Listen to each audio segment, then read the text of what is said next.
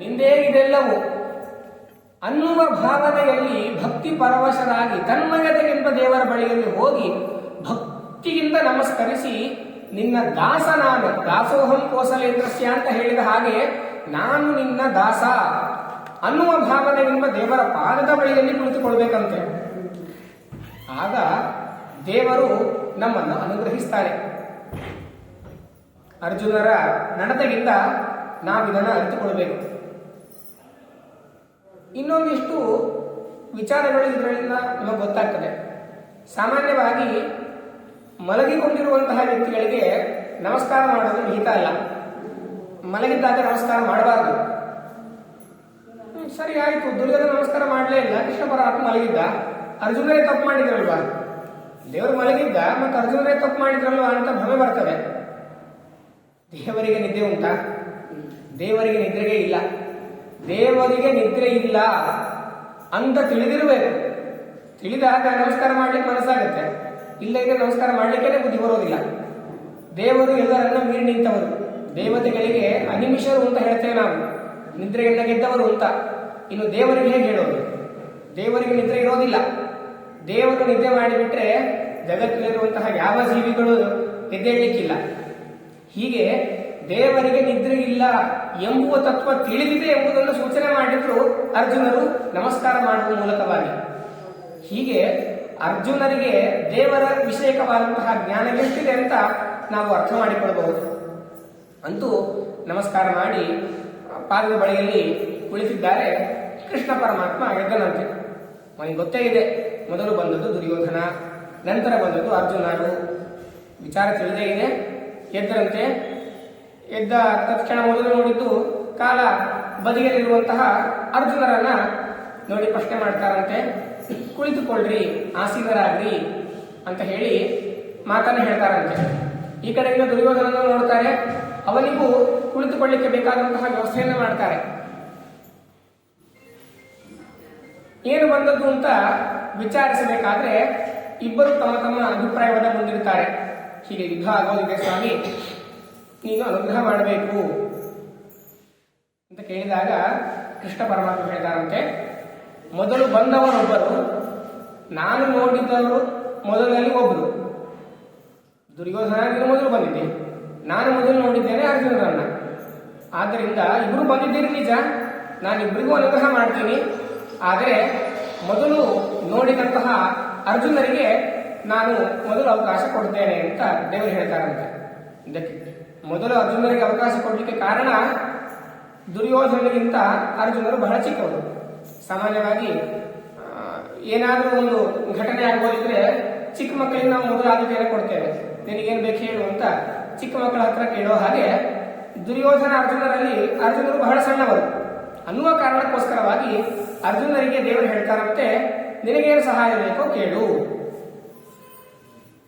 ಇದನ್ನ ಹೇಳಿದ್ರಿಂದ ನಮಗೆ ಕೆಲವು ವಿಚಾರಗಳು ಸ್ಪಷ್ಟ ಆಗ್ತದೆ. ಅಯಂ ಸರ್ವೇಷ್ಟ ದಾತಾಮೇ ಸರ್ವಾರಿಷ್ಟ ನಿವಾರಕ ಸರ್ವೋತ್ಕೃಷ್ಟೋಯ ಮೇವೈಕ ತದೀಯೋಹಂ ಸಮೀಪತಿ ಎಂಬುವ ಭಾವ. ಇವನು ನನಗೆ ಎಲ್ಲವನ್ನ ಕೊಡುವವನು, ಎಲ್ಲ ತೊಂದರೆಗಳನ್ನ ಪಾರು ಮಾಡುವವನು, ಎಲ್ಲರಿಗಿಂತಲೂ ಉತ್ಕೃಷ್ಟನಾಗಿ ಇವನಿದ್ದಾನೆ. ನಾನು ಅವನ ದಾಸ, ಅವನು ನನ್ನ ಸ್ವಾಮಿ. ಈ ಭಾವನೆಯಿದ್ದು ಭಕ್ತಿಯಿಂದ ನಮ್ರತನಾಗಿ ಇರುವಂತಹ ವ್ಯಕ್ತಿಗಳಿಗೆ ಪರಮಾತ್ಮ ಅನುಗ್ರಹವನ್ನ ಮಾಡಿಯೇ ಮಾಡ್ತಾನೆ. ಇಲ್ಲದೆ ಅಹಂಕಾರದಲ್ಲಿದ್ದವರಿಗೆ ಅಷ್ಟು ಬೇಗಕ್ಕೆ ಪರಮಾತ್ಮ ಅನುಗ್ರಹ ಮಾಡುವುದಿಲ್ಲ. ಉಪನಿಷತ್ತು ಈ ಮಾತನ್ನ ಹೇಳ್ತದೆ, ಕಠೋಪನಿಷತ್ತು. ಯಮೈವೇಷ ಮೃಣುತೆ ತೇನ ಲಭ್ಯ. ದೇವರ ಮನಸ್ಸಿಗೆ ಬರಬೇಕು, ನಾನು ಯಾರಿಗೆ ಒಲಿಬೇಕು ಅಂತ. ಆವಾಗ ದೇವರು ಒಲಿತಾನಂತೆ. ನಮ್ಮ ಮನಸ್ಸಿಗೆ ಬಂದಿದ್ದೆ ದೇವರು ಬರಲಿ, ದೇವರ ಮನಸ್ಸಿಗೆ ಬರಬೇಕು. ದೇವರ ಮನಸ್ಸಿಗೆ ಬರುವಂತೆ ನಮ್ಮ ಸಾಧನೆ ಇರಬೇಕು. ಅರ್ಜುನರೂ ಬಂದರು, ದುರ್ಯೋಧನನೂ ಬಂದಂತಹ ಅರ್ಜುನರಿಗೆ ಮೊದಲು ಅವಕಾಶ ಸಿಕ್ಕಿತ್ತು. ಯಾಕೆ? ಅವರಲ್ಲಿ ಆ ಭಕ್ತಿ ಭಾವ ಕಾಣ್ತಾ ಇತ್ತು. ಸಾಧಕ ವರ್ಗ ನಾವು ಇದನ್ನ ಅನುಸರಿಸಬೇಕು ಅನ್ನುವಂತಹ ಅಭಿಪ್ರಾಯವನ್ನ ಆಚಾರ್ಯರು ಇಲ್ಲಿ ತಿಳಿಸಿ ಹೇಳ್ತಾ ಇದ್ದಾರೆ. ಹೀಗೆ ಅರ್ಜುನರಿಗೆ ಮೊದಲು ಅವಕಾಶ ಕೊಟ್ಟಾಗ ದೇವರೇ ಹೇಳಿರ್ತಾರೆ, ಇಬ್ರು ಬಂದಿದ್ದೀರಿ, ನಾನು ಒಬ್ಬರಿಗೆ ಪಕ್ಷಪಾತ ಮಾಡೋದಿಲ್ಲ, ನಾನು ನಿಷ್ಪಕ್ಷಪಾತಿ. ಆದ್ದರಿಂದ ನಾನೇ 2 ಅವಕಾಶಗಳನ್ನು ಮುಂದಿಡ್ತೇನೆ, ಯಾರಿಗೇನು ಬೇಕೋ ಆರಿಸ್ಕೊಳ್ರಿ. ಅರ್ಜುನರಿಗೆ ಮೊದಲ ಅವಕಾಶ. ಏನು 2 ಅವಕಾಶಗಳನ್ನು ಮುಂದಿಡ್ತಾರೆ ದೇವರು ಅಂತ ಹೇಳಿದರೆ, ಒಂದು ಬದಿಯಲ್ಲಿ ನಿಶಸ್ತ್ರಧಾರಿಯಾಗಿ ಶಸ್ತ್ರರಹಿತನಾಗಿ ನಾನು ನಿಲ್ತೇನೆ, ಇನ್ನೊಂದು ಕಡೆಯಲ್ಲಿ ನಾರಾಯಣಿ ಸೇನೆ, ಶಸ್ತ್ರದಿಂದ ಕೂಡಿಕೊಂಡಂತಹ ಸೈನ್ಯ ನನ್ನದು, ಬಹಳ ದೊಡ್ಡ ಸೇನೆ ಅದು ಇರುತ್ತದೆ. ಎರಡರಲ್ಲಿ ಯಾರೇನು ಬೇಕೋ ಅದನ್ನು ಆರಿಸಿಕೊಳ್ಳ್ರಿ ಅಂತ ಹೇಳಿದಾಗ ಮೊದಲ ಅವಕಾಶ ಅರ್ಜುನರಿಗೆ. ದುರ್ಯೋಧನ ಬಹಳ ಕಂಗಾಲಾಗಿ ಬಿಡ್ತಾನೆ. ಅಯ್ಯೋ, ಎಂತಹ ಅವಕಾಶ! ಅಷ್ಟು ಜನ ಶಸ್ತ್ರವನ್ನು ಧಾರಣೆ ಮಾಡಿದಂತಹ ವೀರರು, ದೇವರು ಹೇಳ್ತಾರೆ ಅವರೇನು ಸುಮ್ಮನೆ ಸಾಮಾನ್ಯದವರಲ್ಲ, ವೀರರು ಅರ್ಜುನರ ಕರೆದುಕೊಂಡು ಬಿಟ್ರೆ ಆಯುಧವನ್ನೇ ಧಾರಣೆ ಮಾಡದಿರುವಂತಹ ಈ ಕೃಷ್ಣ ತಗೊಂಡು ನಾನೇನು ಮಾಡಲಿ ಅಂತ ಮನಸ್ಸಲ್ಲಿ ಒಂದು ಬಾರಿ ವಿಚಾರಿಸಿರ್ತಾನಂತೆ. ಕೆಟ್ಟ ವ್ಯಕ್ತಿಯ ಗುಣ ಹಾಗೆ ಇರ್ತದೆ. ಆದರೆ ಅರ್ಜುನರು ಹೇಳ್ತಾರೆ, ದೇವರೇ ನೀನೊಬ್ಬ ನಿಂತರೆ ಸಾಕು, ಇನ್ನು ಯಾರೇನೇ ಇರಲಿ ನನಗದು ಸಂಬಂಧನೇ ಇಲ್ಲ, ನೀನು ನನ್ನ ಪಕ್ಷಕ್ಕೆ ಬಂದು ಬಿಡು ಅಂತ ಕೇಳಿದ ತಕ್ಷಣ ದುರ್ಯೋಧನ ಹೇಳ್ತಾನಂತೆ, ನನಗೆ ಆ ಸೇನೆ ಬೇಕು, ನನಗೆ ಆ ಸೇನೆ ಬೇಕು. ಒಳ್ಳೆ ಅವಕಾಶ, ಅರ್ಜುನ ತಪ್ಪಿಕೊಂಡ್ಬಿಟ್ರು ಅಂತ ಅವನ ಭ್ರಮೆ ಪಾಪ. ಹೀಗೆ ಅವರವರಿಗೆ ಏನೇನು ಗತಿಗಳನ್ನು ಬೇಕೋ ಪರಮಾತ್ಮ ಅದನ್ನು ಒದಗಿಸಿಕೊಡ್ತಾನೆ. ದೇವರು ನಿಷ್ಪಕ್ಷಪಾತಿ ಎಂಬುದು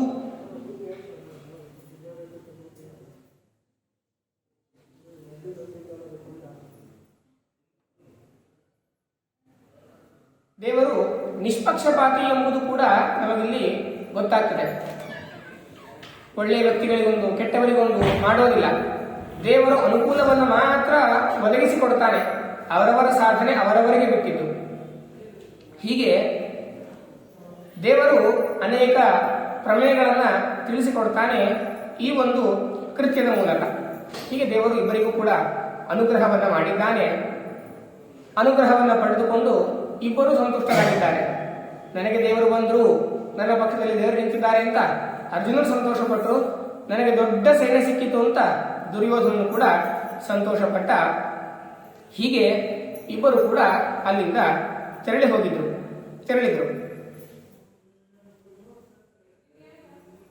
ಯುದ್ಧ ಮಾಡಬೇಕು ಅಂತ ನಿಶ್ಚಯ ಆಗಿದೆ. ಇಬ್ಬರು ಕೂಡ ಸೇನೆಯನ್ನು ಒಟ್ಟು ಮಾಡಿಕೊಳ್ತಾ ಇದ್ದಾರೆ. ದುರ್ಯೋಧನ ಸೇನೆಯನ್ನು ಒಟ್ಟು ಮಾಡಿದ್ದಂತೆ.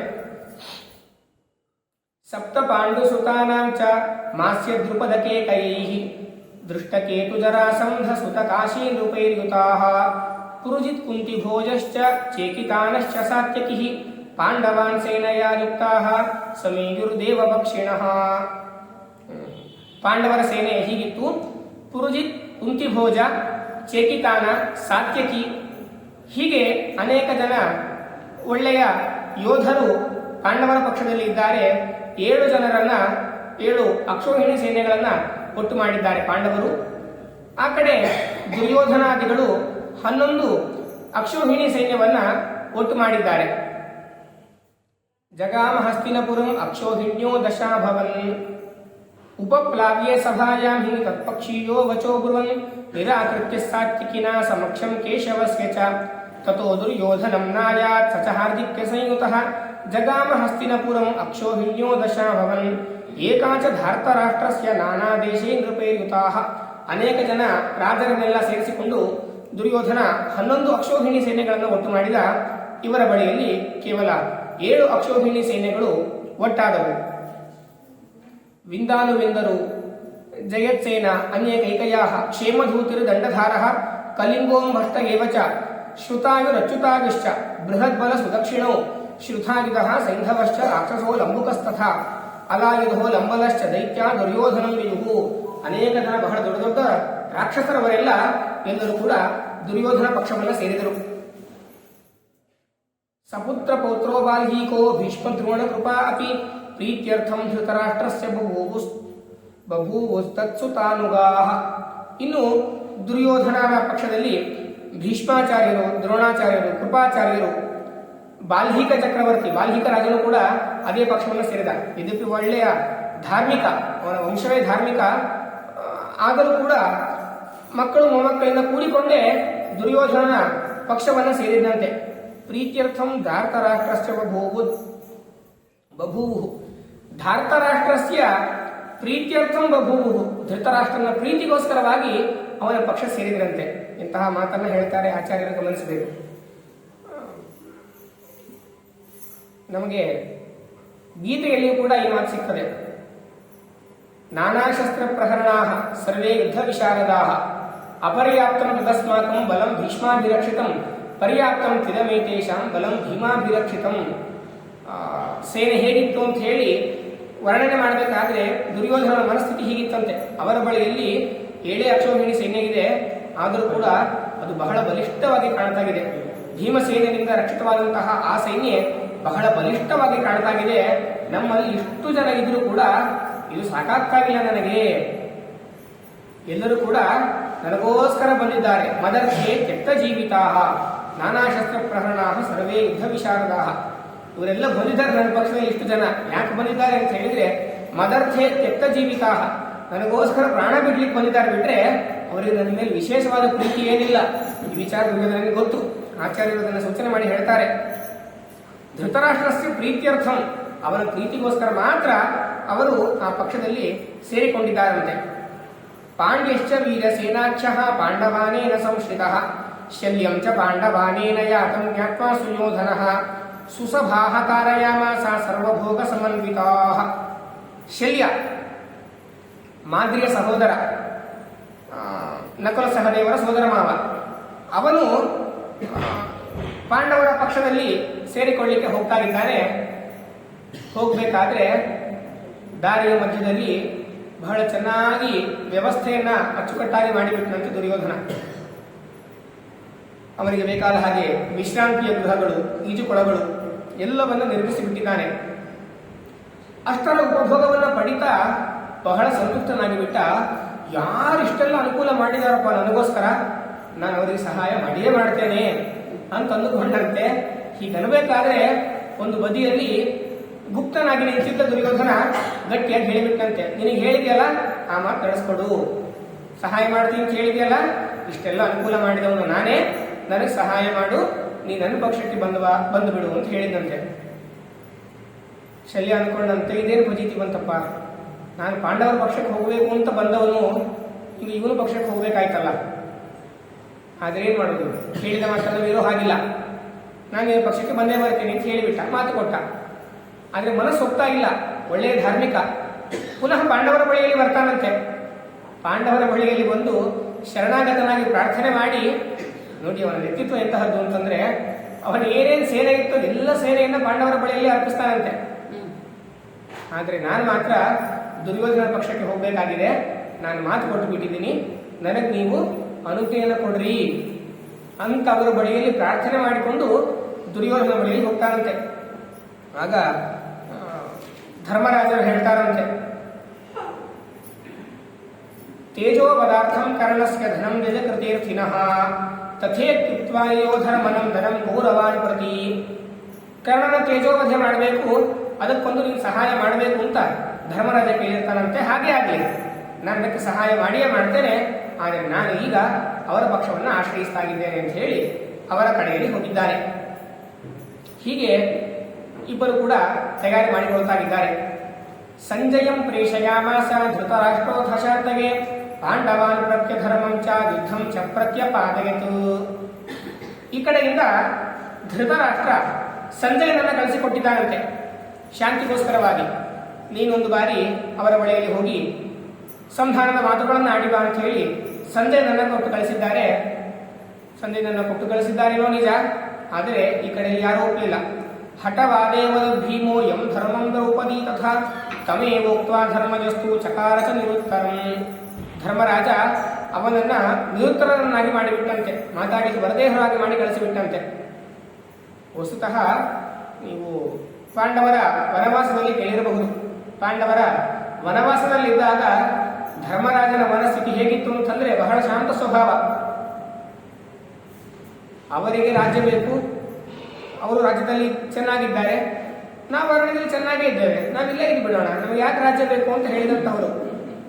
ಭೀಮಸೇನ ದೇವರು ದ್ರೌಪದಿ ದೇವರು ಇಬ್ಬರು ಕೂಡ ಎಚ್ಚರಿಸ್ತಾರೆ. ಪುರುಷನ ಸಾಮರ್ಥ್ಯ ಏನು? ಕ್ಷಮಾ ಸರ್ವತ್ರ ಧರ್ಮೋನ ಪಾಪ ಹೇತುಶ್ಚ ದುರ್ಜನೆ. ಕ್ಷಮೆ ಎಂಬುದು ಒಂದು ಒಳ್ಳೆಯ ಗುಣವಾಗಿದ್ರೂ ಕೂಡ ದುರ್ಜನರಲ್ಲಿ ಮಾಡುವಂತಹ ಕ್ಷಮೆ ಅದು ಪಾಪಕ್ಕೆ ಕಾರಣವಾಗ್ತದೆ. ಆದ್ದರಿಂದ ಈ ಕ್ಷಮಾಗುಣ ದುರ್ಜನರಲ್ಲಿ ಬೇಡ ಅಂತ ಅನೇಕ ಬಾರಿ ಎಚ್ಚರಿಸಿರ್ತಾರೆ. ಈ ಒಂದು ಮಾತುಗಳಿಂದ ಪ್ರಚೋದಿತನಾದಂತಹ ಧರ್ಮರಾಜರು ಇವಾಗ ಅವನನ್ನ ನಿರುತ್ತರನಾಗಿ ಮಾಡಿ ಕಳಿಸಿಬಿಡ್ತಾರೆ. ಕೃಷ್ಣೋಪಿ ತಸ್ಯ ಧರ್ಮಸ್ಯ ಪ್ರಾಮಾಣ್ಯಂ ಪ್ರತ್ಯಪಾದಯತು. ಯುದ್ಧ ಮಾಡೋದು ಧರ್ಮವೇ ಎಂಬುದಾಗಿ ಕೇವಲ ಧರ್ಮರಾಜ ಹೇಳಿದ್ದಲ್ಲ, ಕೃಷ್ಣನು ಕೂಡ ಅದರಲ್ಲಿಯೇ ಪ್ರಾಮಾಣ್ಯವನ್ನು ತಿಳಿಸಿಕೊಟ್ಟಿದ್ದಾರೆ. ಹೀಗೆ ನಿಂಬಿತ ಸಂಜಗೇನ ಸ ಬಾಹೂಯ ವಿದುರಂ ನಿಶಿ ಪಪ್ರಚ್ಚ ಸೋವಧರ್ಮಂ ಪಾರ್ಥಾನಂ ರಾಜ್ಯದಾಪನಂ. ನಂತರದಲ್ಲಿ ಸಂಜೆಗೆ ಹೋಗಿ ಧೃತರಾಷ್ಟ್ರನಿಗೆ ಹೇಳ್ತಾರೆ, ಹೌದು ನೀವು ಮಾಡಿದ್ದು ಅಧರ್ಮ, ಇದು ಧರ್ಮ ಬೇಕು ಅಂದ್ರೆ ಇಲ್ಲಿಂದ ಬಂದಿತ್ತು, ಆದ್ದರಿಂದ ಯುದ್ಧ ಬೇಡ ಅಂತ ಇವಾಗ ಧರ್ಮದ ಮಾತುಗಳನ್ನು ಆಡಬೇಡ್ರಿ ಅಂತ ಹೇಳಿ ಧೃತರಾಷ್ಟ್ರನಿಗೆ ನಿಂದೆಯನ್ನು ಮಾಡಿಬಿಡ್ತಾನೆ. ಸಂಜಯ ನಿಂದನೆಯನ್ನು ಮಾಡಿ ಹೊರಟು ಹೋಗಿಬಿಡ್ತಾನೆ. ಮುಂದೇನಾಯಿತು ಅಂತ ನಾನು ನಾಳೆ ಹೇಳ್ತೀನಿ ಅಂತ ಹೊರಟು ಹೋಗಿಬಿಡ್ತಾನೆ. ಧೃತರಾಷ್ಟ್ರನ ಮನಸ್ಸಿನಲ್ಲಿ ಬಹಳ ಗೊಂದಲ ಉಂಟಾಗಿ ಬಿಡ್ತದೆ, ಏನಾಯಿತು ಏನು ಅಂತ. ವಿದುರರನ್ನ ಕರೆದು ಧರ್ಮದ ಪ್ರಶ್ನೆಯನ್ನು ಮಾಡ್ತಾನೆ. ವಿದುರರೇ ಏನಾಯಿತು? ವಿದುರರು ಉತ್ತರವನ್ನು ಕೊಡ್ತಾರೆ.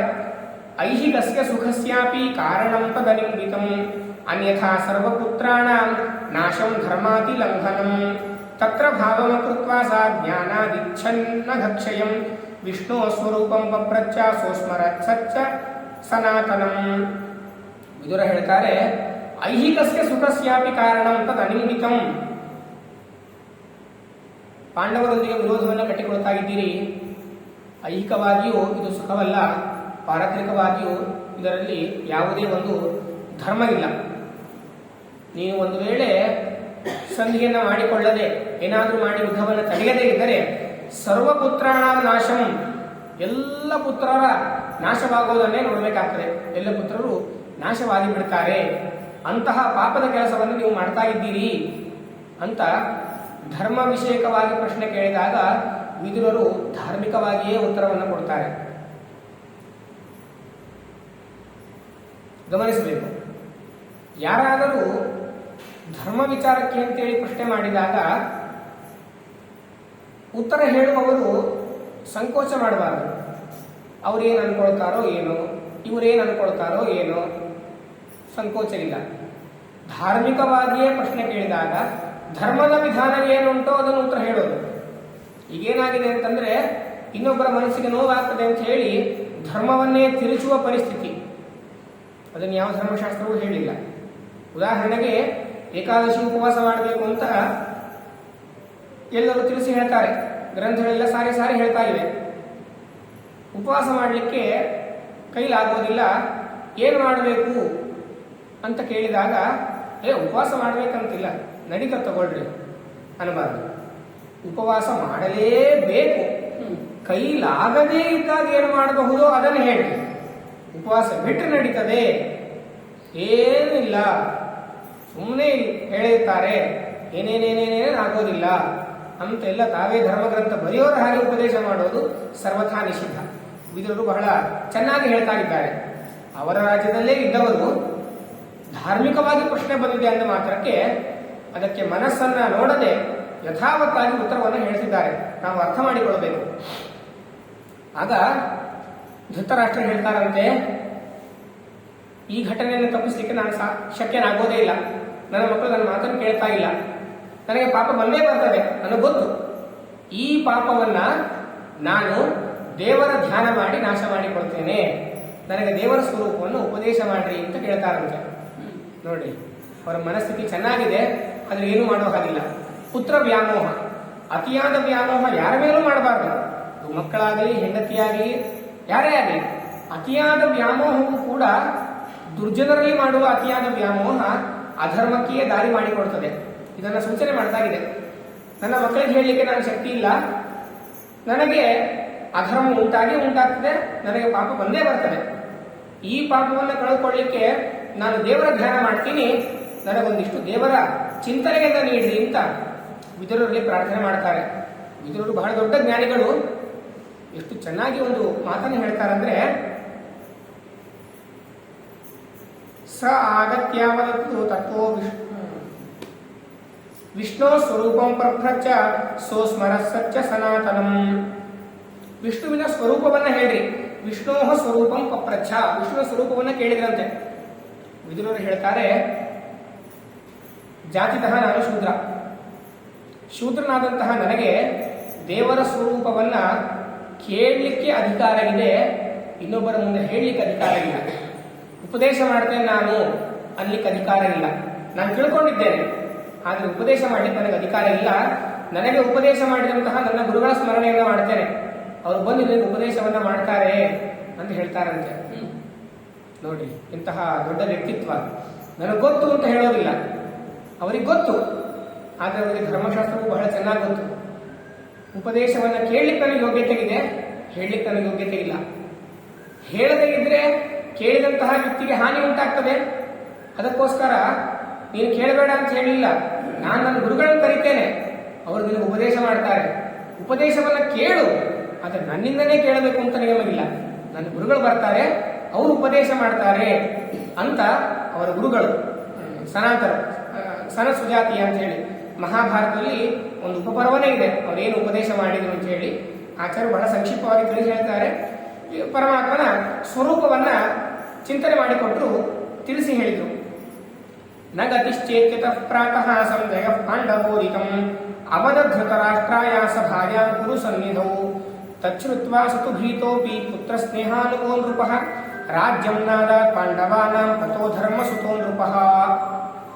ಎಲ್ಲ ತಿಳಿದಿದೆ, ಆದರೂ ಮಗನ ಮೇಲಿನ ಸ್ನೇಹದಿಂದ ರಾಜ್ಯವನ್ನು ಕೊಡಲಿಕ್ಕೆ ಮನಸ್ಸು ಮಾಡ್ತಾ ಇಲ್ಲ ಅಂತೆ ಧೃತರಾಷ್ಟ್ರ. ಯದುಕ್ತವಾನ್ ಸಂಜಯಾಯ ವಿಧಿಚ್ಛತಿ ನಃ ಪಿತಾ ರಾಜ್ಯಂ ತದಾ ತ್ವಮಾಗಚ್ಛಾಮಿ ದುರೋವಾ ನ ಚೇನ ಚ. ಆ ಕಡೆಯಲ್ಲಿ ಧರ್ಮರಾಜರು ಹೇಳ್ತಾ ಇದ್ದಾರೆ, ರಾಜ್ಯವನ್ನು ಕೊಡ್ತಾರೆ ಅಂತಾದ್ರೆ ಆ ಕಡೆಯಿಂದ ಯಾರಾದ್ರೂ ಬರ್ರಿ, ವಿದುರರಾದ್ರೂ ಬರ್ರಿ, ಯಾರಾದ್ರೂ ಬರ್ರಿ. ರಾಜ್ಯವನ್ನು ಕೊಡ್ಲಿಕ್ಕೆ ದುರ್ಯೋಧನಾದಿಗಳು ಮನಸ್ಸು ಮಾಡಲಿಲ್ಲ ಅಂತಂದ್ರೆ ನೀವು ಮತ್ತೆ ಬರೋದು ಬೇಡ, ನಮ್ಗೆ ಅರ್ಥ ಆಗಿಬಿಡ್ತದೆ. ನೀವು ಬಂದ್ರಿ ಅಂತಂದ್ರೆ ರಾಜ್ಯವನ್ನು ಕೊಡ್ಲಿಕ್ಕೆ ಒಪ್ಪಿದ್ದೀರಿ ಅಂತ ನಾವು ತಿಳ್ಕೊಳ್ತೇವೆ. ಇಲ್ಲ ಅಂದ್ರೆ ನೀವು ಬರ್ಲಿಕ್ಕೆ ಹೋಗಬೇಡ್ರಿ, ನೀವು ಬಂದಿಲ್ಲ ಅಂದ್ರೆ ನಾವು ಅರ್ಥ ಮಾಡಿಕೊಳ್ತೇವೆ, ಇದಕ್ಕೆ ಬೇರೆನೇ ದಾರಿ ಹುಡುಕಬೇಕು ಅಂತ ಈ ಕಡೆಯಿಂದಲೂ ಸಂದೇಶ ಬರ್ತದೆ. ವಧ್ಯ ಸರ್ವಸ್ಯ ಲೋಕಸ್ಯ ಸ ಭವೇತ್ ಸರ್ವಧರ್ಮ. ಎಲ್ಲರನ್ನ ಸಂಹಾರ ಮಾಡೋದೇ ದೊಡ್ಡ ಧರ್ಮ ಅಂತ ನಿಶ್ಚಯ ಮಾಡಿಕೊಂಡು ಬಿಟ್ಟಿದ್ದಾರೆ. ಎಲ್ಲ ರಾಕ್ಷಸರ ಸಂಹಾರ ಮಾಡೋದು ಕ್ಷತ್ರಿಯರಿಗೆ ಮುಖ್ಯ ಧರ್ಮ. ಯಾರು ಪರಮಾತ್ಮನ ದ್ವೇಷಿಗಳು, ಪರಮಾತ್ಮನ ದ್ವೇಷಗಳಿಗೆ ಬೆಂಗಾವಲಾಗಿ ನಿಂತವರು, ವಿಷ್ಣು ದ್ವಿಟು ತದನುಬಂಧಿ ನಿಗ್ರಹ ಕ್ಷತ್ರಿಯಾಣಾಂ ಪರಮೋ ಧರ್ಮ. ವಿಷ್ಣುವನ್ನು ದ್ವೇಷ ಮಾಡುವವರು, ಅವರಿಗೆ ರಕ್ಷಕರಾಗಿ ನಿಂತವರು, ಅವರ ನಿಗ್ರಹ ಮಾಡುವುದೇ ಕ್ಷತ್ರಿಯರ ಮುಖ್ಯ ಧರ್ಮ. ಆದ್ದರಿಂದ ನಾವು ಧರ್ಮಾಚರಣೆ ಮಾಡಬೇಕು ಅಂತಂದ್ರೆ ಇಂತಹವರ ಶಿಕ್ಷಣೆಯನ್ನು ಮಾಡಲೇಬೇಕು ಅಂತ ತಿಳಿದುಕೊಂಡಿದ್ದಾರೆ.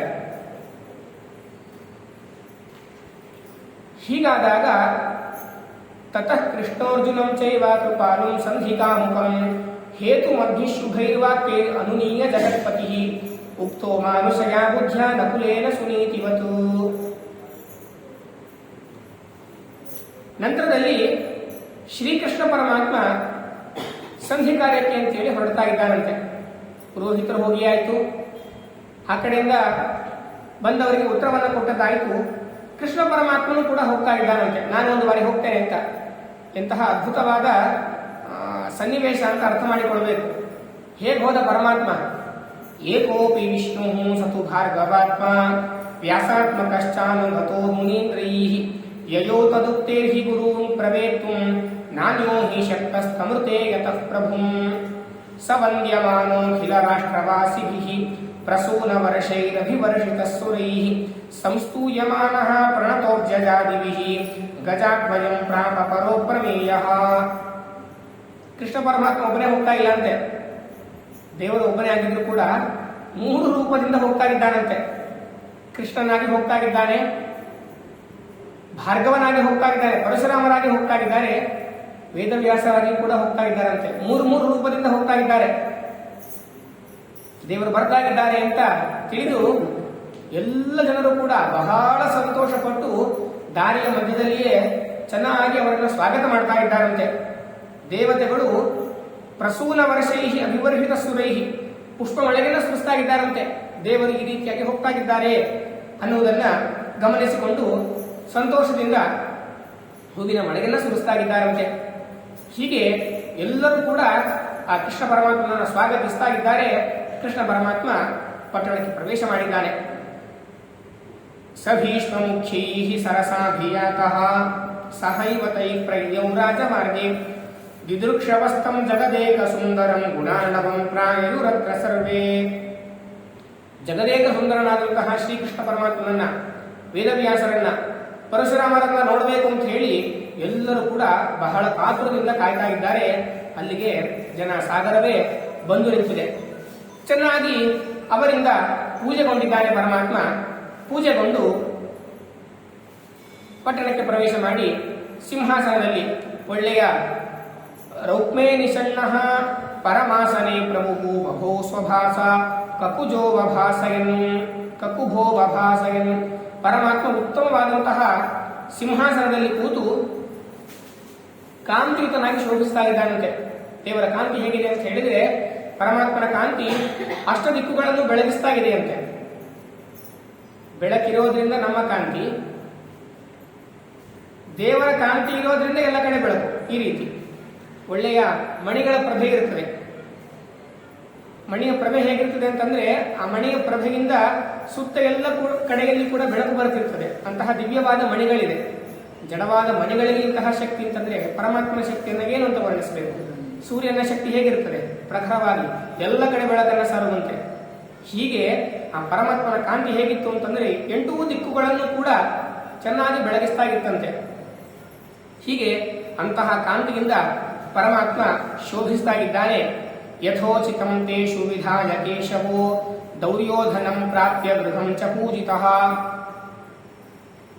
ದುರ್ಯೋಧನ ಅವನನ್ನ ಪೂಜೆ ಮಾಡಿದ್ದಾನೆ. ದುರ್ಯೋಧನನಿಂದ ಪೂಜೆಗೊಂಡಂತಹ ಶ್ರೀಕೃಷ್ಣ ಪರಮಾತ್ಮ ಅವನಿಂದ ಕೇವಲ ಪೂಜೆಯನ್ನು ಸ್ವೀಕಾರ ಮಾಡಿ ನಂತರದಲ್ಲಿ ಆತಿಥ್ಯವನ್ನು ಸ್ವೀಕಾರ ಮಾಡದೆ ವಿದುರನ ಮನೆಗೆ ತಾನು ಪ್ರವೇಶ ಮಾಡಿದ್ದಾನಂತೆ. ವಿದುರನ ಮನೆಗೆ ಪ್ರವೇಶ ಮಾಡುವ ಮೊದಲು ಅನೇಕ ಜನರು, ಭೀಷ್ಮಾಚಾರ್ಯರು ಮೊದಲಾದಂತಹ ಎಲ್ಲ ವ್ಯಕ್ತಿಗಳು ಕೂಡ ತಮ್ಮ ಮನೆಯಲ್ಲಿ ಆತಿಥ್ಯವನ್ನು ಸ್ವೀಕಾರ ಮಾಡಲಿಕ್ಕೆ ಕರೆದಿದ್ದಾರೆ. ಪರಮಾತ್ಮ ಯಾರ ಕಡೆಗೂ ಹೋಗಲಿಲ್ಲಂತೆ. ದೇವರು ಒಂದು ಮಾತು ಹೇಳಿದ, ಭೀಷ್ಮಾಚಾರ್ಯರ ಮನೆ ಕರೆದಾಗ, ಉಪೇಕ್ಷಿತ ದ್ರೌಪದೀತ್ಯ ಪ್ರಮೇಯೋ ಜಗಾಮಗೇಹಂ ವಿದುರಸ್ಕೆ ಶೀಘ್ರಂ. ದ್ರೌಪದಿ ದೇವಿಯರನ್ನು ಉಪೇಕ್ಷೆ ಮಾಡಿದ್ರಿ, ಎಂತಹ ದೊಡ್ಡ ಜ್ಞಾನ ನಿಮ್ಮದು. ಭೀಷ್ಮಾಚಾರ್ಯರ ಜ್ಞಾನ ಸುಮ್ಮನೆ ಅಲ್ಲ. ಒಂದು 500 ವರ್ಷಗಳ ಕಾಲ ಬರೀ ಅಧ್ಯಯನ ಮಾಡಿದ್ದಾರೆ ಅವರು. ಅಂದರೆ 500 ವರ್ಷಗಳ ಕಾಲ ಬರೀ ಅಧ್ಯಯನವನ್ನೇ ಮಾಡಿದ್ದಾರೆ. ಅವರ ಸಮಗ್ರ ಜೀವನದ ಘಟ್ಟವನ್ನ ವಿಚಾರ ಮಾಡಿದರೆ ಬರೀ ಅಧ್ಯಯನ, ಅಷ್ಟು ಅಧ್ಯಯನ ಮಾಡಿದ್ದಾರೆ ಅವರು. ಆರಂಭದಲ್ಲಿ ಒಂದಿಷ್ಟು ಅಧ್ಯಯನ, ನಂತರದಲ್ಲಿ ಪರಶುರಾಮರ ಬಳಿಯಲ್ಲಿ ಒಂದಿಷ್ಟು ಅಧ್ಯಯನ. ಯಾವುದೆಲ್ಲ ವಿದ್ಯೆಗಳು ಅಂತಿದೆಯೋ, ವೇದ ವಿದ್ಯೆ, ಗಂಧರ್ವ ವಿದ್ಯೆ, ಎಲ್ಲವನ್ನು ಬಹಳ ಬಹಳ ಚೆನ್ನಾಗಿ ಕಲಿತಂತಹ ಮಹಾನುಭಾವರು ಭೀಷ್ಮಾಚಾರ್ಯರು. ಎಂತಹ ಪ್ರಮೇಯಗಳ ತತ್ವ ಅವರ ಶಿರೋಭಂಡಾರದಲ್ಲಿದೆ. ಭೀಷ್ಮಾಚಾರ್ಯರ ಉಪದೇಶ ಅಂತಹ ಉಪದೇಶ. ಶರಶಿಗೆಯಲ್ಲಿ ಮಲಗಿದಾಗಲೂ ಕೂಡ ಎಷ್ಟೋ ಧಾರ್ಮಿಕವಾದಂತಹ ಪ್ರಶ್ನೆಗಳಿಗೆ ಉತ್ತರವನ್ನು ನೀಡಿದಂತಹ ಮಹಾನುಭಾವರು. ಕಣ್ಣಿನ ಎದುರಲ್ಲಿಯೇ ಸಹಸ್ರನಾಮ ಸ್ತೋತ್ರವನ್ನು ಹೇಳಿ ಪರಮಾತ್ಮನ ತೃಪ್ತಿಪಡಿಸಿದವರು. ಅಂತಹ ದಿವ್ಯವಾದ ಜ್ಞಾನ, ಇಂತಹ ದೊಡ್ಡ ಜ್ಞಾನ ರಾಶಿಯೂ ಕೂಡ ದ್ರೌಪದಿಗೆ ಅವಮಾನ ಆಗುವಾಗ ಸುಮ್ಮನಿತ್ತು. ಒಂದು ಹೆಣ್ಣಿಗೆ ಅವಮಾನ ಆಗುವಂತಹ ಪರಿಸ್ಥಿತಿಯಲ್ಲಿ ಸುಮ್ಮನಿದ್ರೆ ನೀವು. ಆದ್ದರಿಂದ ನಾವು ಆ ಚಿತ್ರವನ್ನು ಸ್ವೀಕಾರ ಮಾಡೋದಿಲ್ಲ ಅಂತ ದೇವರು ಹೇಳ್ತಾ ಇದ್ದಾರೆ. ನೋಡಿ, ಅಧರ್ಮ ಯಾವ ರೀತಿಯಲ್ಲಿ ಆಗಬಹುದು, ಅಧರ್ಮ ಆದಾಗ ದೇವರ ಪ್ರತಿಕ್ರಿಯೆ ಹೇಗಿರುತ್ತದೆ, ಅಧರ್ಮವಾದಾಗ ದೇವರ ಪ್ರತಿಕ್ರಿಯೆ ಹೇಗಿರುತ್ತದೆ ಅಂತ ಗಮನಿಸಬೇಕು. ಆ ಭೀಷ್ಮಾಚಾರ್ಯರ ಆತಿಥ್ಯವನ್ನು ಸ್ವೀಕಾರ ಮಾಡದೆ ವಿದುರನ ಮನೆಗೆ ದೇವರು ಬಂದಿದ್ದಾನೆ. ಸತೇನ ಭಕ್ತ್ಯಾಧಿಗತ ಪ್ರಸನ್ನಃ ಪ್ರವಿಶ್ಯ ಚಾಂತರ್ಗೃಹಮೀಶ್ವರೋಜಃ ಭಕ್ತ್ಯಾಭಿಪೂರ್ಣೇನ ಸಸಂಭ್ರಮೇಣ ಸಂಪೂಜಿತ ಸರ್ವಸಮರ್ಪಣೇನ. ಸಂಭ್ರಮೇಣ, ಅತ್ಯಂತ ಸಂಭ್ರಮದಿಂದ ಸಂಪೂಜಿತ ಸರ್ವಸಮರ್ಪಣೇನ, ಎಲ್ಲವನ್ನ ಸಮರ್ಪಣೆ ಮಾಡುವ ಮೂಲಕವಾಗಿ ಪರಮಾತ್ಮನನ್ನ ಸಂತೋಷಗೊಳಿಸಿದ್ದಾರಂತೆ. ಗಮನಿಸಬೇಕು. ಎಲ್ಲವನ್ನ ಸಮರ್ಪಣೆ ಮಾಡುವ ಮೂಲಕವಾಗಿ ದೇವರನ್ನು ಸಂತೋಷಪಡಿಸಿದರು. ದೇವರನ್ನು ಸಂತೋಷಪಡಿಸಬೇಕು ಅಂದ್ರೆ ಏನು ಮಾಡಬೇಕು?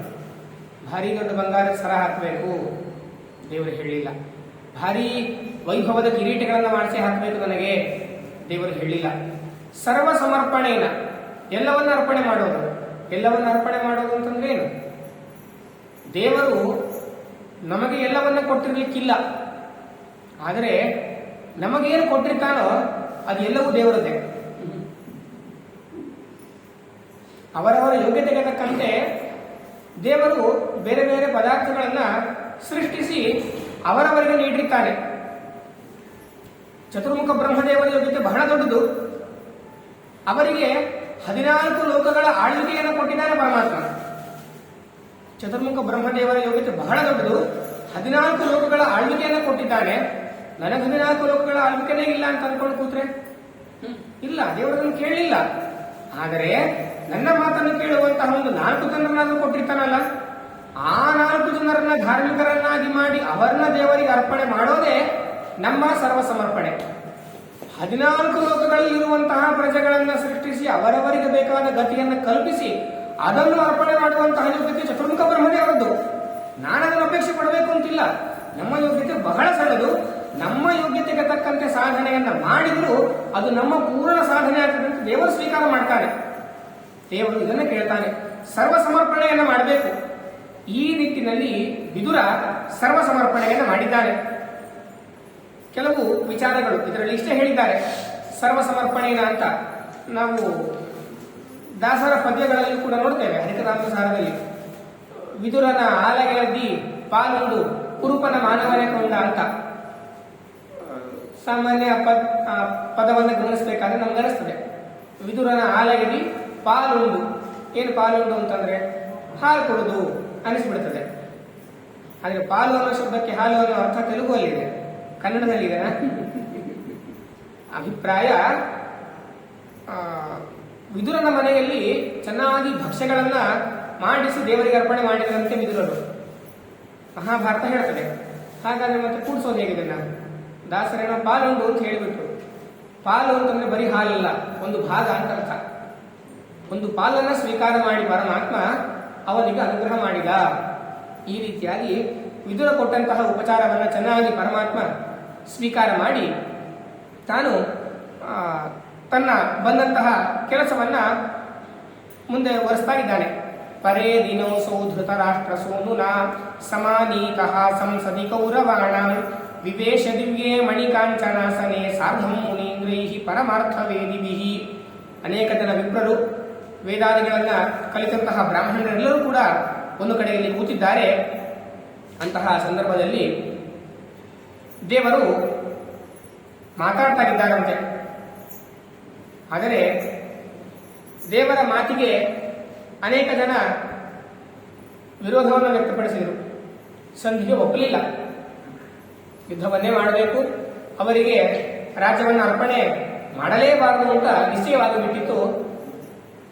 ಈ ವಿಚಾರ ದೇವರಿಗೂ ಗೊತ್ತಿತ್ತು, ಅವರು ಒಪ್ಪೋದಿಲ್ಲ ಅಂತ. ಮತ್ತೆ ದೇವರು ಯಾಕೆ ಬಂದ ಒಪ್ಪಿಸ್ಲಿಕ್ಕೆ?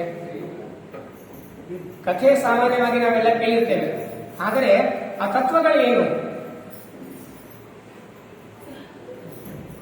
ಕೆಟ್ಟ ವ್ಯಕ್ತಿಗಳ ಮನಸ್ಥಿತಿ ಹೇಗಿರ್ತದೆ ಅಂತ ಹೇಳಿದ್ರೆ ಯಾರು ಹೇಳಿದ್ರೂ ಒಪ್ಪೋದಿಲ್ಲ. ಭಾಗವತದಲ್ಲಿ ಒಂದು ಮಾತು ಬರ್ತದೆ,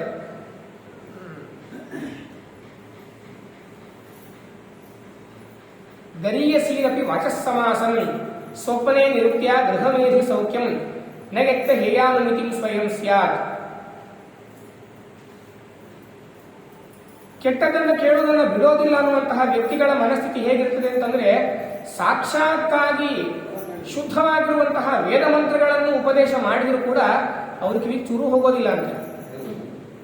ವೇದ ಮಂತ್ರಗಳ ಉಪದೇಶ ಮಾಡಿದರೂ ಕೂಡ ಅವರ ಕಿವಿಗಳಿಗೆ ಚೂರು ಹೋಗೋದಿಲ್ಲ, ಅದರಿಂದ ಕಿಂಚಿತ್ತೂ ಪರಿವರ್ತನೆ ಆಗೋದಿಲ್ಲ.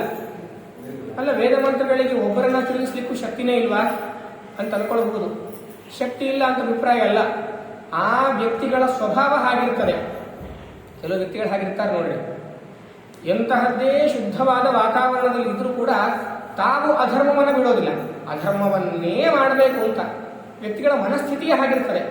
ಇಂತಹ ಮನಸ್ಥಿತಿ ಇದ್ದಾಗ ಯಾರೇನೂ ಮಾಡಲಿಕ್ಕೂ ಶಕ್ಯರಾಗೋದಿಲ್ಲ. ದೇವರು ಇದನ್ನು ಸೂಚನೆ ಮಾಡಿದ್ದಾನೆ. ಸಾಕ್ಷಾತ್ತಾಗಿ ತಾನು ಬಂದು ಹೇಳಿದ್ರು ಕೂಡ ಯಾರೂ ಅದನ್ನು ಕೇಳ್ತಾ ಇಲ್ಲ. ದುರ್ಯೋಧನ ಹೇಳೋದಕ್ಕೆ ಸಮ್ಮತಿಯನ್ನೇ ನೀಡ್ತಾ ಇಲ್ಲ. ಅವರ ಮನಸ್ಥಿತಿ ಹೇಗಿದೆ ಅಂತ ಅರ್ಥ ಮಾಡಿಕೊಳ್ಳಬೇಕು. ಹೀಗೆ ಒಪ್ಪದೇ ಇರುವಂತಹ ಸಂದರ್ಭದಲ್ಲಿ ಅಥ ತೇನಾಹುತೆ ಪುತ್ರೇ ಸಾಮಾತ್ಯೇ ಪುರುಷೋತ್ತಮ ಸ್ವರೂಪಂ ದರ್ಶಯಾಮಾಸ ಸರ್ವಗಂ ಪೂರ್ಣ ಷಡ್ಗುಣಂ.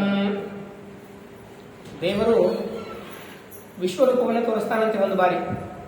ಅರ್ಜುನರಿಗೆ ವಿಶ್ವರೂಪವನ್ನು ತೋರಿಸಿದ್ರು ಅಂತ ಗೊತ್ತಿದೆ. ಧೃತರಾಷ್ಟ್ರನಿಗೂ ಕೂಡ ವಿಶ್ವರೂಪವನ್ನು ತೋರಿಸ್ತಾರಂತೆ. ಅರ್ಜುನರಿಗೆ ತೋರಿಸಬೇಕಾದ್ರೆ ದಿವ್ಯಂ ದದಾಮಿತೆ ಚಕ್ಷು, ದಿವ್ಯವಾದಂತಹ ಚಕ್ಷುಷನ್ನು ಕೊಟ್ಟು ವಿಶ್ವರೂಪವನ್ನು ತೋರಿಸಿದ್ರು. ಇಲ್ಲಿಯೂ ಕೂಡ ಅದೇ ರೀತಿಯಾಗಿ ಕಣ್ಣುಗಳಿಗೆ ಶಕ್ತಿಯನ್ನು ಕೊಟ್ಟು ವಿಶ್ವರೂಪವನ್ನು ತೋರಿಸಿದ್ರು ಅಂತ ನಾವು ಅರ್ಥ ಮಾಡಿಕೊಳ್ಳಬೇಕು. ಯಾಕೆ ಅಂತ ಹೇಳಿದ್ರೆ ಅರ್ಜುನರಿಗೆ ಹೊರಕಣ್ಣಾದರೂ ಇತ್ತು, ಧೃತರಾಷ್ಟ್ರನಿಗೆ ಹೊರಗಿನ ಕಣ್ಣು ಇಲ್ಲ, ಕುರುಡ. ಹೀಗಿರುವಾಗ ದೇವರ ವಿಶ್ವರೂಪ ಹೇಗೆ ನೋಡಿದ ಅಂತ ಪ್ರಶ್ನೆ ಬರಬಹುದು. ವಿಶ್ವರೂಪವನ್ನು ತೋರಿಸಿದ್ರು ದೇವರು. ಹೇಗಿತ್ತು ಆ ರೂಪ? ತತ್ಕಾಲ ಸೂರ್ಯಾಮಿತ ದೀಪ್ತಿ ಸರ್ವ ಜಗದ್ಭರಂ ಶಾಶ್ವತಮಪ್ರಮೇಯಂ ದೃಷ್ಟ್ವೈವ ಚಕ್ಷುಂಷಿ ಸುಯೋಧನಾದ್ಯಾನ್ಯಮೀಲಯಂ ದೀಧಿತಿ ವಾರಿತಾನಿ. ಕಾಲಸೂರ್ಯಾಮಿತ ದೀಪ್ತಿ ಸರ್ವ ಜಗದ್ಭರಂ ಶಾಶ್ವತಂ ಅಪ್ರಮೇಯಂ.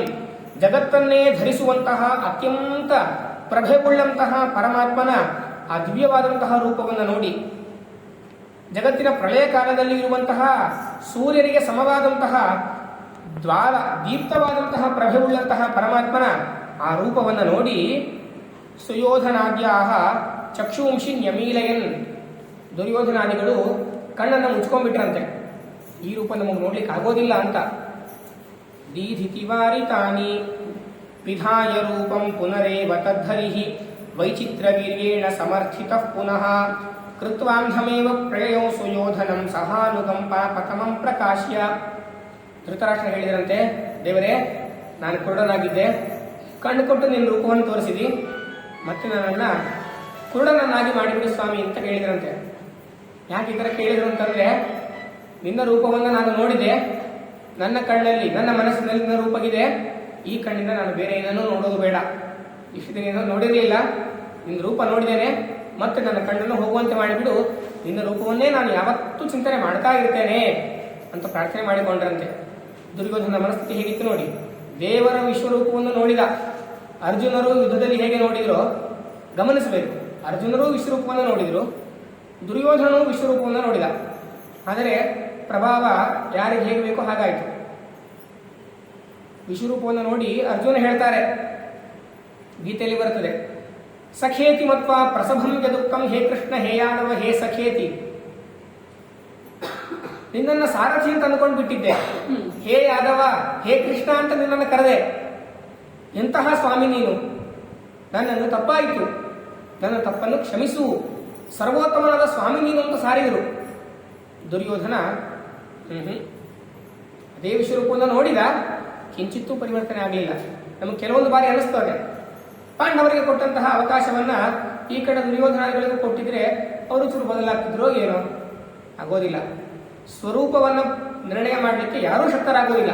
ದೇವರಿಗೆ ಸಾಮರ್ಥ್ಯ ಉಂಟು, ಸಾಮರ್ಥ್ಯವಿಲ್ಲ ಅಂತಲ್ಲ, ಆದರೆ ವ್ಯತ್ಯಾಸ ಆಗೋದಿಲ್ಲ. ಅವರವರ ಸ್ವರೂಪ ಏನಿರ್ತದೋ ಅವರವರ ಯೋಗ್ಯತೆಗೆ ತಕ್ಕಂತೆ ಅವರವರ ಗತಿಯನ್ನೇ ಪರಮಾತ್ಮ ಕಲ್ಪಿಸಿಕೊಡ್ತಾನೆ. ಇದು ಅವನ ಸಂಕಲ್ಪ. ಅವನ ಸಂಕಲ್ಪಕ್ಕೆ ವಿರುದ್ಧವಾಗಿ ಅವನ ಸಂಕಲ್ಪವನ್ನು ವ್ಯತ್ಯಾಸ ಮಾಡೋದಿಲ್ಲ ಪರಮಾತ್ಮ. ಹೀಗೆ ಅವರಿಗೂ ಕೂಡ ದಿವ್ಯ ರೂಪವನ್ನು ವಿಶ್ವರೂಪವನ್ನು ತೋರಿಸಿದ್ರು ಕೂಡ ಕಿಂಚಿತ್ತು ವ್ಯತ್ಯಾಸ ಆಗೋದೇ ಇಲ್ಲ. ಪುನಶ್ಚ ಕುಂತಿ ಗೃಹಮೇತ್ಯ ಕೃಷ್ಣ ಸ್ತಯೋದ್ಯೋಕ್ತಂ ಧರ್ಮ ಸುತಸ್ಯ ಶಿಷ್ಟಂ ಶ್ರುತ್ವಾ ಯಯೌ ಸೂರ್ಯಜಮಾತ್ಮಜಾನೇ ಯುಧಾಯ ತಸ್ಯ ಪದದಾತ್ಮ ಜನ್ಮ. ಕುಂತಿಯ ಮನೆಯನ್ನು ಪ್ರವೇಶ ಮಾಡಿದ್ದಾನೆ ಪರಮಾತ್ಮ. ಕುಂತಿಯ ಮನೆಯನ್ನು ಕೂಡ ಪ್ರವೇಶ ಮಾಡಿ ಅಲ್ಲಿ ಒಂದಿಷ್ಟು ಸಮಯವನ್ನು ಕಳೆದು ಕರ್ಣನ ಬಳಿಯಲ್ಲಿ ಹೋಗಿದ್ದಾನಂತೆ. ಕರ್ಣನ ಬಳಿಯಲ್ಲಿ ಹೋಗಿ ಅವನ ಜನ್ಮ ವೃತ್ತಾಂತವನ್ನ ತಿಳಿಸಿ ಹೇಳಿದ್ದಾನಂತೆ. ಜನ್ಮ ವೃತ್ತಾಂತವನ್ನ ತಿಳಿಸಿ ಹೇಳಿದಾಗ ಆಯಾ ಹಿ ಪಾರ್ಥ ನಿಖಿತಧ್ವಜಸ್ಸ ನೈವಾಕರೋನ್ಮಾನಿತೋ ಧಾರ್ತರಾಷ್ಟ್ರೈಃ ಸಂಸ್ಥಾಪ್ಯತಂ ಭಗವಾನ್ ದ್ರೌಣವೇ ಚ ಅಹೋ ವದನ್ ಮಿತ್ರಭಾವಂ ಪೃಥಾಂಗೀಃ ಯಾವತ್ ಪಿತುರ್ಮರಣಂ ಸೋಪಿ ಮೈತ್ರೀಂ ವೌರೇ ಪಾರ್ಥೈಸ್ತಂ ಚ ವಿಸೃಜ್ಯ ಕೃಷ್ಣಃ ಯಯೌ ಕುರೂನ್ ಪೂರ್ವಮೇವೋದ್ವಿಸೃಜ್ಯ ವೃಥಾ ಸುತಾನಾಂ ನ ಸಕಾಶಮೀಶಃ. ದೇವರು ಕರ್ಣನ ಬಳಿಯಲ್ಲಿ ಹೋಗಿ ಅವನ ಧರ್ಮ ವೃತ್ತಾಂತವನ್ನು ಹೇಳಿದಾನಂತೆ. ನೀನು ವಸ್ತಃ ಯಾರು, ನೀನು ಇವರ ಪಕ್ಷದಲ್ಲಿ ಇದ್ದಿ, ಪಾಂಡವರ ಪಕ್ಷಕ್ಕೆ ಬರಬೇಕು, ಈ ರೀತಿಯಾಗಿ ಅನೇಕ ಮಾತುಗಳನ್ನು ಹೇಳಿದ್ದಾರೆ. ಬಹಳ ಸಂಕ್ಷೇಪವಾಗಿ ತಿಳಿಸಿ ಹೇಳಿದ್ದಾರೆ. ಯಾಕೆ ಬೇಕಿತ್ತು ದೇವರಿಗೆ? ಕರ್ಣ ಇಲ್ಲದೆ ಇದ್ರೆ ಆ ಕಡೆ ಪಕ್ಷವನ್ನು ಹೊಡಿಲಿಕ್ಕೆ ಆಗೋದಿಲ್ವಾ? ಆಗುತ್ತೆ. ಆದರೂ ದೇವರು ಅನೇಕ ಅವಕಾಶಗಳನ್ನು ಕಲ್ಪಿಸಿಕೊಡ್ತಾನೆ. ಒಳ್ಳೆಯವರಿಗಾಗಲಿ ಕೆಟ್ಟವರಿಗಾಗಲಿ ದೇವರು ಅನೇಕ ಅವಕಾಶಗಳನ್ನು ಒದಗಿಸಿಕೊಡ್ತಾನೆ. ಕರ್ಣನಿಗೂ ಕೂಡ ವ್ಯಕ್ತಿತಃ ಒಳ್ಳೆಯವನು ಕರ್ಣ. ಆದರೂ ಕೂಡ ಕರ್ಣ ಹೇಳುವ ಮಾತು, ನಾನಿಷ್ಟು ದಿವರ ಅವರ ಅಧೀನದಲ್ಲಿದ್ದೇನೆ, ಅವರಿಗೆ ಮೋಸ ಮಾಡುವುದು ತಪ್ಪಾಗ್ತದೆ, ಆದ್ದರಿಂದ ನಾನು ಈ ಪಕ್ಷಕ್ಕೆ ಬರೋದಿಲ್ಲ ಅಂತ ನಿರಾಕರಿಸ್ತಾನೆ. ಕುಂತಿದೇವಿ ಅಮ್ಮ ಪುನಃ ಪ್ರಾರ್ಥನೆ ಮಾಡಿಕೊಳ್ತಾಳೆ.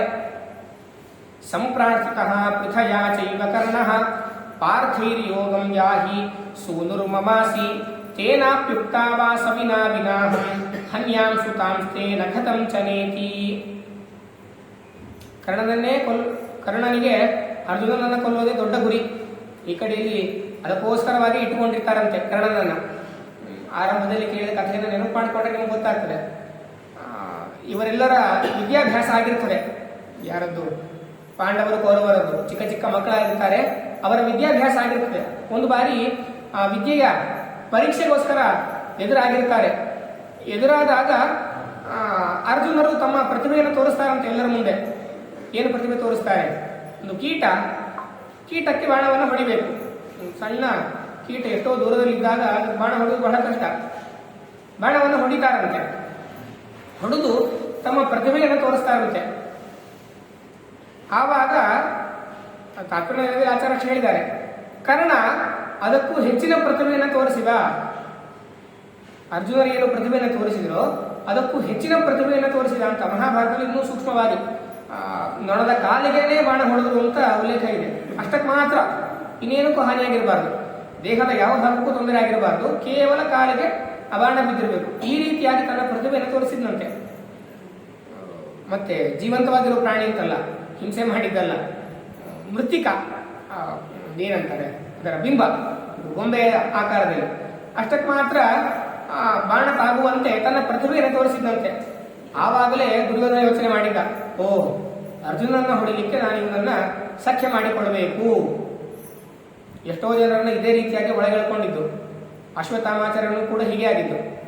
ಒಂದಿನ ಕರೆದು ಹಾಲು ಕುಡಿಸ್ತೇನೆ ಅಂತ ಹೇಳಿ ಹಾಲು ಕುಡಿಸಿ ಅವರನ್ನ ತಮ್ಮ ಪಕ್ಷ ಕೇಳ್ಕೊಂಡ್ಬಿಟ್ಟ. ಕೆಟ್ಟ ವ್ಯಕ್ತಿಗಳು ಹಾಗೆ ಯಾವುದೋ ಒಂದು ಪದಾರ್ಥವನ್ನ ಮುಂದಿಟ್ಟು ಅವರನ್ನ ಒಳಗೆಳ್ಕೊಂಡು ಬಿಡ್ತಾರೆ.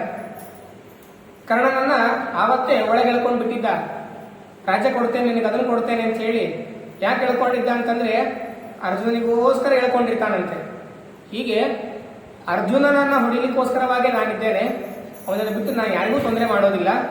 ಅಂತೂ ನಿನಗೆ 5 ಮಕ್ಕಳೇ ಇರೋದನ್ನು ನಿಶ್ಚಿತ. ನಾನು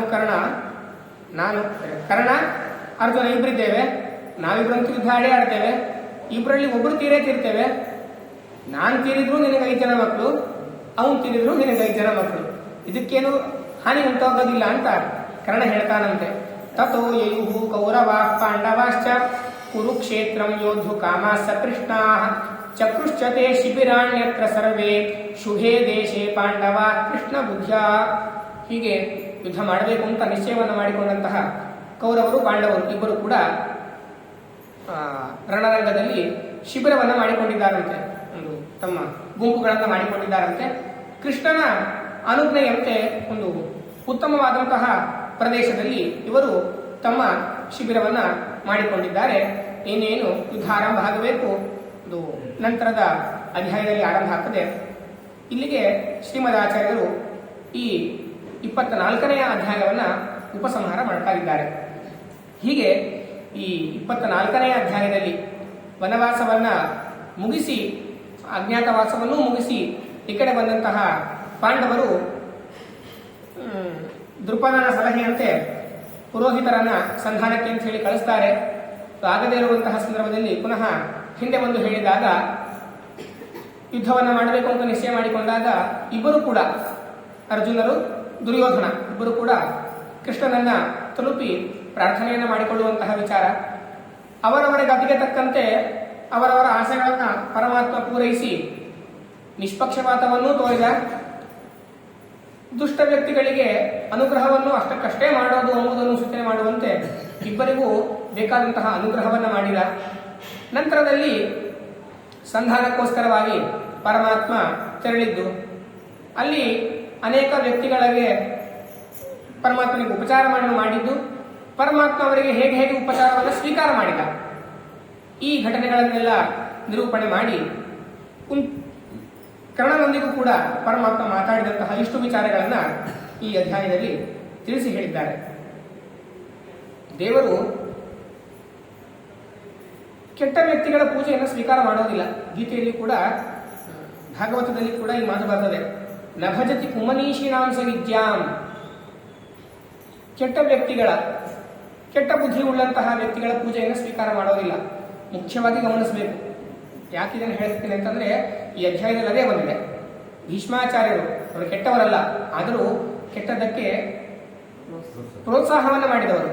ಕೆಟ್ಟ ಆಗುವಂತಹ ಸಂದರ್ಭದಲ್ಲಿ ಕೈ ಎತ್ತಿ ಅದನ್ನು ತಡೆಯದೇ ಇರುವವರು, ಅದು ಒಂದು ದೊಡ್ಡ ತಪ್ಪು ಕೆಲಸ. ದೊಡ್ಡ ಸಭೆಯಲ್ಲಿ ದೇವರ ಅವಗುಣಗಳಾದ್ರೇನೆ ಭಾಗವತ ಹೇಳ್ತದೆ, ಕರ್ಣೌಪಿಧಾರಿ ನಿರ್ಯಾದ್ ಯದಕಲ್ಪಗೀಶೆ. ದೇವರ ಗುಣಗಾನಗಳನ್ನು ಅವಹೇಳನೆ ಮಾಡುವಂತಹ ಮಾತುಗಳು ಕಿವಿಗೆ ಕೇಳಿದರೂ ಕೂಡ ಕಿವಿ ಮುಚ್ಚಿಕೊಂಡು ಅಲ್ಲಿಂದ ಹೊರಟು ಹೋಗಿಬಿಡಿ. ನಿಮ್ಗೆ ಸಾಮರ್ಥ್ಯವಿದೆ ಅಂತಾದ್ರೆ ಛಿಂದ್ಯಾಂ ಸ್ವಭಾಹು ಛಿಂದ್ಯಾತ್ ಪ್ರಸಖ್ಯ ಋಷತೀಂ ಅಸತಾಂ ಪ್ರಭುಶ್ಚೇ ಜಿಹ್ವಾಮಸೂನಪಿ ತಥೋ ವಿಸೃಜೇತ್ಸ ಧರ್ಮ. ಕೆಟ್ಟ ಮಾತುಗಳನ್ನು ಆಡುವಂತಹ ಅವರ ನಾಲಿಗೆಯನ್ನು ಸೀಳೋದು ಕೂಡ ಅದು ಧರ್ಮ ಆಗ್ತದೆ ಹೊರತು ಅಧರ್ಮ ಆಗೋದಿಲ್ಲ ಅಂತ ಬಹಳ ಕಟುವಾಗಿ ತೀವ್ರವಾಗಿ ಭಾಗವತ ಹೇಳ್ತದೆ. ಹೀಗೆ ತಪ್ಪು ಕೆಲಸಗಳು ನಡೆಯುವಾಗ, ತಪ್ಪು ಘಟನೆಗಳು ಕಣ್ಣು ಮುಂದೆ ಆಗುವಾಗ, ನಾವು ತಪ್ಪು ಘಟನೆಗಳನ್ನು ಮಾಡುವಾಗ ಎಚ್ಚರ ಇರಬೇಕು. ದೇವರದನ್ನ ತಿಳಿಸಿ ತಿಳಿಸಿ ಹೇಳ್ತಾಗಿದ್ದಾನೆ. ಅಂತಹವರ ಪೂಜೆಯನ್ನು ಪರಮಾತ್ಮ ಸ್ವೀಕಾರ ಮಾಡೋದಿಲ್ಲ ಅಂತೆ.